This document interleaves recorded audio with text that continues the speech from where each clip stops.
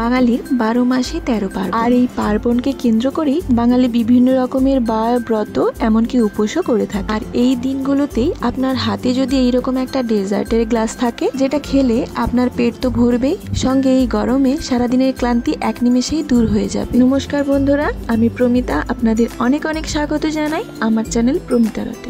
আর আজকের রেসিপি ঠান্ডা ঠান্ডা সাবুদানার শরবত। চলো তাহলে দেরি না করে শুরু করা যাক। প্রথমে সাবুদানাগুলোকে সেদ্ধ করে নিতে হবে। তার জন্য কড়াইতে নিয়ে নিচ্ছি বেশ অনেকটা পরিমাণে জল, সঙ্গে দিলাম চা কাপেরই 1 কাপ সাবুদানা। সাবুদানা দিয়ে দেওয়ার সঙ্গে সঙ্গেই নেড়েচেড়ে এটাকে একটু মিশিয়ে নিতে হবে, যেন সাবুদানাটা দলা না ধরে যায়। এবারে সাবুদানাগুলোকে আমি 10 থেকে 15 মিনিটের জন্য সেদ্ধ করে নেব, অথবা সাবুদানাগুলো স্বচ্ছ হয়ে যাওয়া পর্যন্ত সেদ্ধ করে নিতে হবে। আমি আপনাদের দেখিয়ে দিচ্ছি সাবুদানা সেদ্ধ হয়ে যাওয়ার পর কেমন হবে। এখানে দেখতে পাচ্ছেন সাবুদানাগুলো বেশিরভাগটাই স্বচ্ছ হয়ে গেছে, আর যেই দানাগুলো স্বচ্ছ হতে এখনো বাকি আছে তার জন্য গ্যাসের ফ্লেমটাকে একেবারেই অফ করে এই অবস্থাতেই আমি 1 থেকে 2 মিনিটের জন্য রেখে দেব। তারপরেই দেখবেন বাকি সাবুগুলো একই রকম ভাবেই স্বচ্ছ হয়ে গেছে। এটাকে বেশিক্ষণ গরম জলের মধ্যে রাখা যাবে না। তারপর এটাকে একটা স্টেনারে ঢেলে দিতে হবে। এরপর এখানে দিয়ে দেব নরমাল টেম্পারেচারে থাকা জল দিয়ে সাবুদানাগুলোকে খুব ভালোভাবেই পরিষ্কার করে নেব, কারণ সেদ্ধ করার জন্য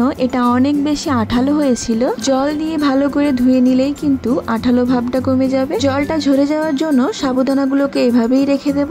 এখন আমি দুধটা রেডি করে নেব। তার জন্য কড়াইতেই চা কাপেরই 3 কাপ লিকুইড দুধ নিয়ে নিলাম, আর দিয়ে দিলাম 1/2 কাপ পরিমাণ চিনি। চিনিটা আপনাদের পছন্দ অনুযায়ী এখানে বাড়িয়ে কমিয়ে অ্যাডজাস্ট করতে পারবেন। যদিও এখানে অনেক রকমের মিষ্টি ফ্রুটস দেওয়া হবে, তাই আমি চিনির পরিমাণটা খুব একটা বেশি দিলাম না। দুধটাকে তাড়াতাড়ি ঘন করার জন্য দিয়ে দিচ্ছি 10 টাকা দামের গুঁড়ো দুধের পাউচ। এবার এই সবকিছু একসঙ্গে ভালো করে নেড়েচেড়ে মিশিয়ে নিতে হবে। গ্যাসের ফ্লেমটাকে মিডিয়ামে রেখে দুধটাকে ভালো করে জাল করে নিতে হবে। আপনারা যদি গুঁড়ো দুধটা না নিতে চান তাহলে লিকুইড দুধের পরিমাণটা বাড়িয়ে নেবেন। তারপর জাল করে করে ঘন করে নিতে হবে। তারপর এখানে বেশ অনেক রকমের ফলই আমি কেটে নিয়েছি, তবে টক জাতীয় কোনো ফল এই ডেজার্টের মধ্যে ব্যবহার করবেন না। এবারে দুধটাকে একেবারে ঠান্ডা করে একটা মিক্সিং বোলের মধ্যে নিয়ে নেব। তারপরে দিয়ে দেব সেদ্ধ করে রাখা সাবুদানাগুলো। দুধের সঙ্গে সাবুদানাগুলোকে ভালোভাবে মিশিয়ে নিতে হবে।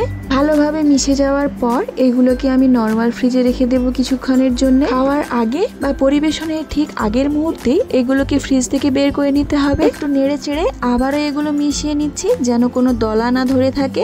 এরপর এখানে আমি আমার পছন্দ মতো অথবা হাতের কাছে যে ফ্রুটস গুলো পাওয়া যায় সেগুলো অ্যাড করব। প্রথমে আমি এখানে দিয়ে দিচ্ছি আপেল কুচি, তারপর দিলাম সাদা আঙুর, গোল গোল স্লাইস করে কেটে রাখা কলা দিয়ে দিলাম, তারপর দিয়ে দিলাম ছোট কুচি করে রাখা তরমুজ, জামরুল আর পাকা আম, আর দিয়ে দিচ্ছি ছোট ছোট কুচি করা ড্রাই ফ্রুটস। এবার এই সবকিছুকে খুব ভালো করে মিশিয়ে নিচ্ছি।